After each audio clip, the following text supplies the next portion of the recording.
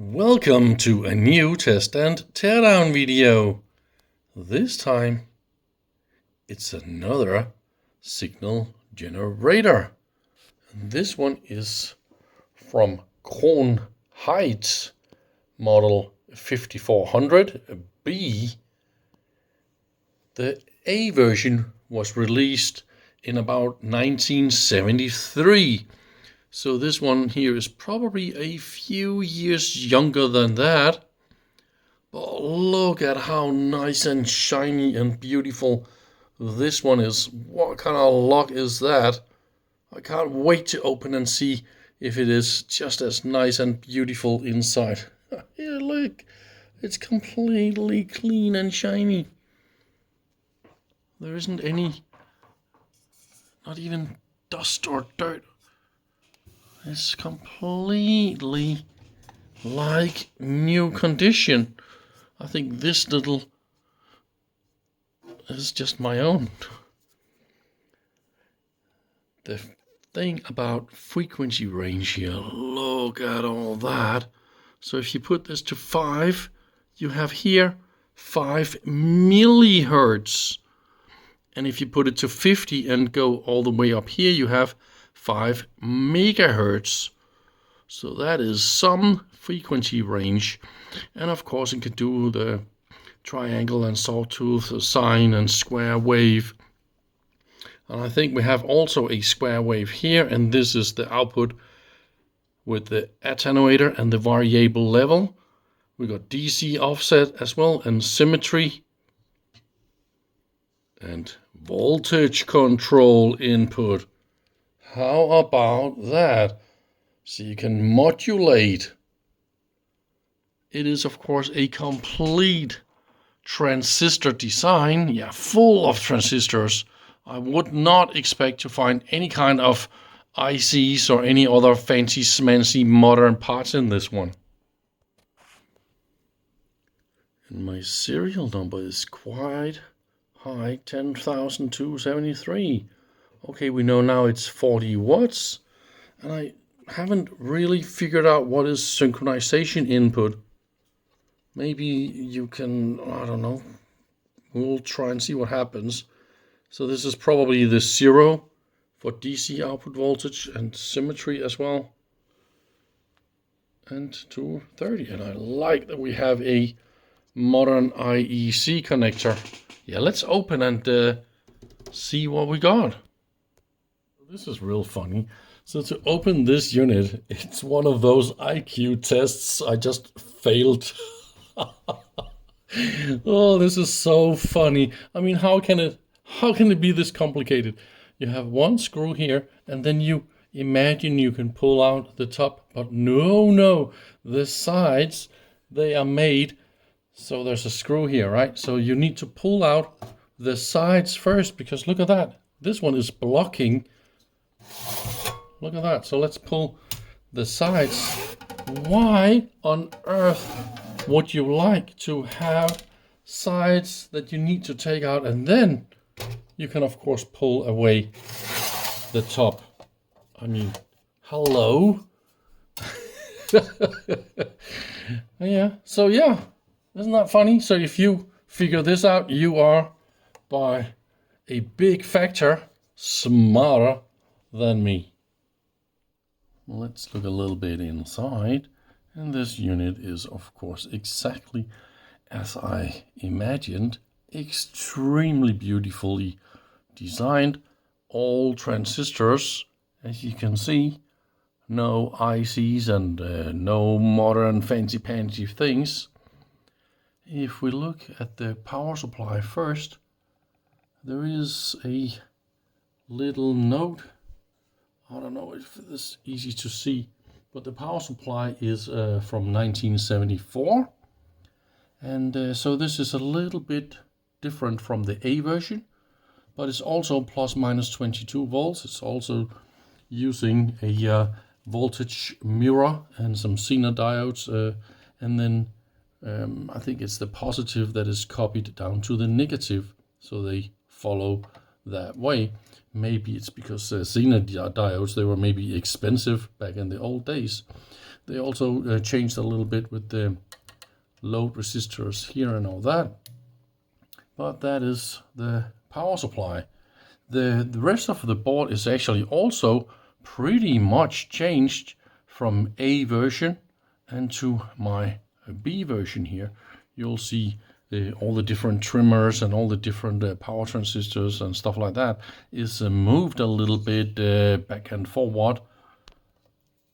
What we have here, all those resistors and diodes, that is the sine shaper. And we got two different output amplifiers in a unit like this. We got the sine wave output amplifier and we got the square wave output amplifier. And the idea is they are mixed, or they are not mixed together, but both of them goes to different things. So this is the square wave output that is always active. And then the sine wave output, of course, goes to this switch where you can select sine wave and so forward. And when you select square wave, it is of course still output here, but then some of it goes to this amplitude and attenuator and all that kind of stuff. They have also improved a little bit in this design. Some power resistors, they are now mounted far away from the circuit boards so they can dissipate a lot of heat.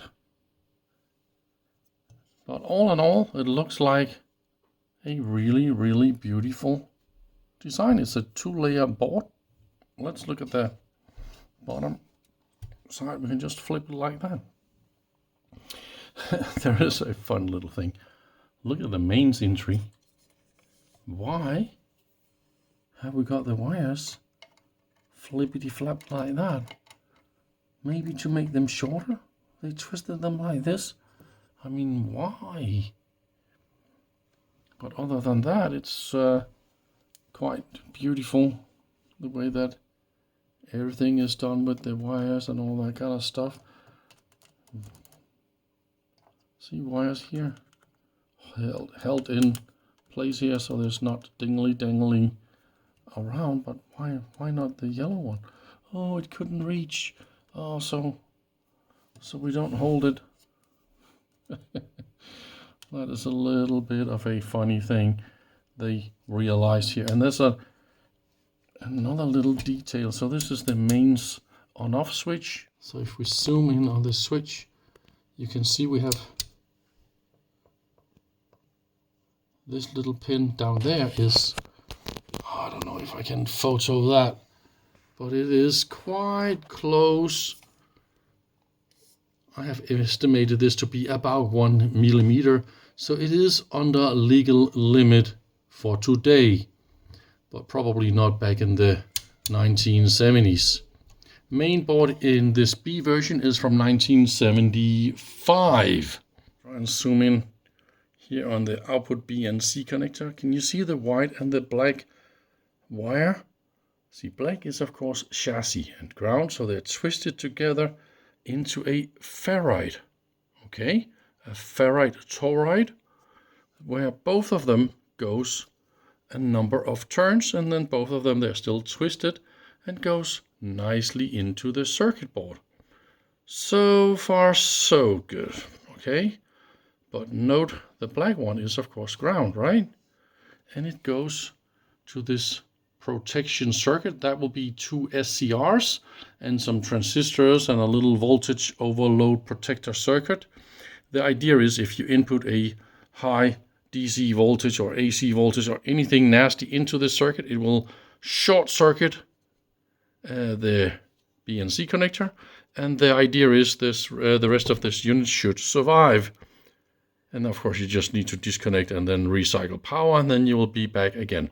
But let's go back to this black wire. So it goes to the center pin of this SCR, and then this track here of this SCR goes to chassis via that screw and via that screw. Okay, so that is chassis again on the other end of this black wire. So if you happen to know how transformers work, you will now see that this ferrite here is of course shorted. The black wire and the black wire, both ends is completely, they're shorted. So that means there is no ferrite. I mean, what a waste of time to put that there. It's not doing anything at all. So that's a little bit funny. This is of course not how you do it, but it's a fun idea. It looks beautiful, maybe. Another little funny thing is this little shield plate here. Try and see the distance from that shield plate and to the switches. If I can hold this damn camera, and let's try and get some light somehow in here. I don't know if I can get, yeah, here we go. Okay, what kind of distance have we got? Let's focus. I don't know if we can see any distance, but there is a tiny little bit of distance somewhere. So I think it is of course not touching, but it is far from, yeah, here you go. So there is distance, but not super duper impressive, isn't it? What? I will just bend this a little bit down so this is not as dumb, but see?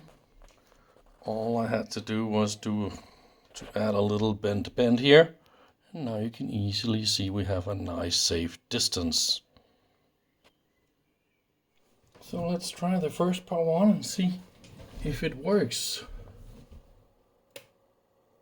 So that is of course mains applied, and this is a classic thing with American equipment. Power on is almost always up, while on most European equipment you will find power on is down. So of course this is the way it is. You need to crank it this way. It's using 34 watts, and you can even hear it hum. And here we go. And we are at the fastest. Let's put this at exactly 2. So it should be 2 megahertz, right? And I am listening to the square wave and the sine wave at the same time. So of course at 2 megahertz, I would expect those little overshoots.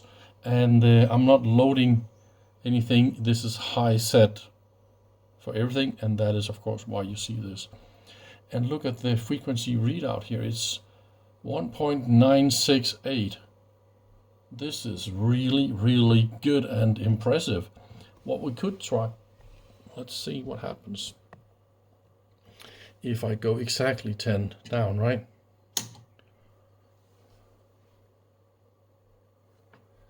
There you have it, 208 kilohertz, and then it's the same little overshoot. But the sine wave is beautiful, and then we can play with this symmetry.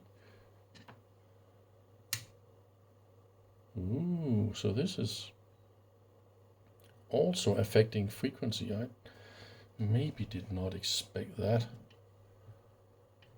You can pull symmetry positive. No, you cannot pull. So this is just this way. A little bit to the left and a lot to the right. Maybe this is not super useful in sine wave. Of course, this is more useful here, right? You would have this, yeah, okay. So this switch I need to clean a little bit. A nice, beautiful triangle.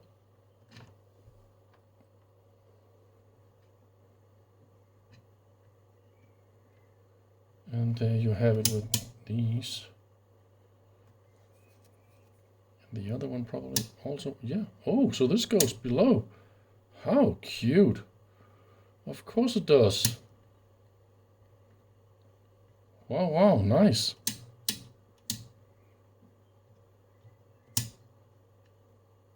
So what if you want to have it the other way? You can't do that, can you? See, I can only, there is no way I can make, okay, so I need to invert the output somehow, but that is funny. There is no such thing, is there? But anyway, we have the attenuators right here. I want to see if it's accurate in all the different ranges and all that. So I've been playing around with the different ranges, and it's just so accurate in all the different ranges. So this is ×1, and look at that. And look at that.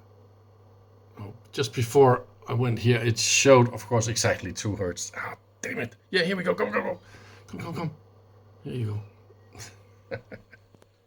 It's always fun to play with the voltage control. So here is the input.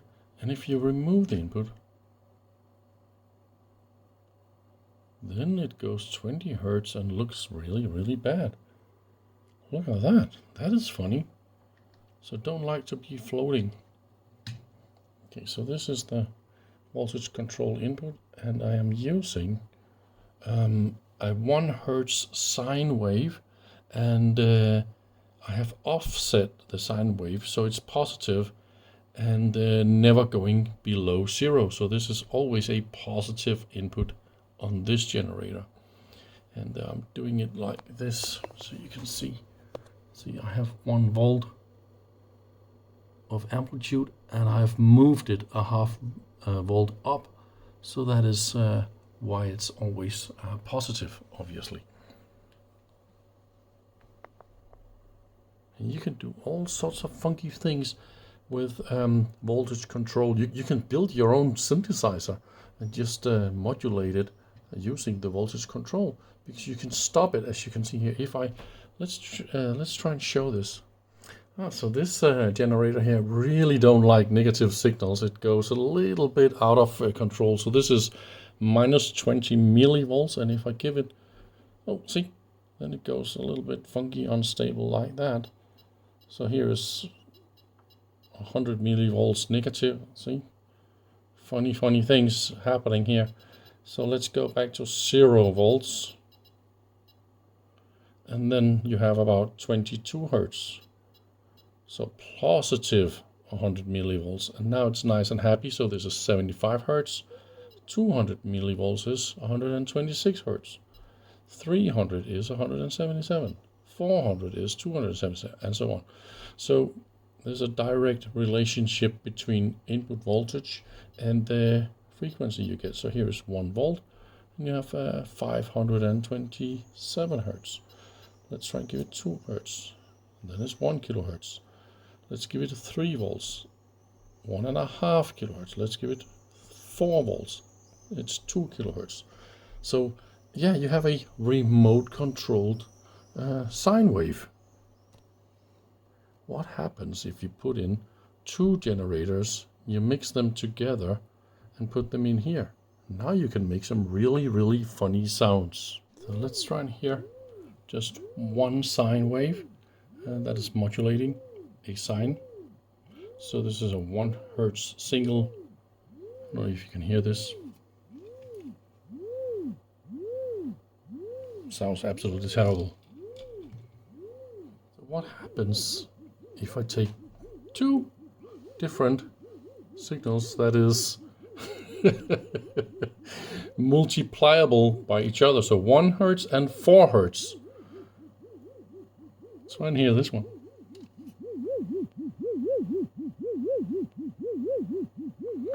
I can, of course, dial this down to be a funky bass line or something like that, but well, there you have it for psychedelic for today. Oh, go away. All right, so that is all I wanted to show you about this funny and really cool generator. So thank you very much for watching. See you around. Bye bye.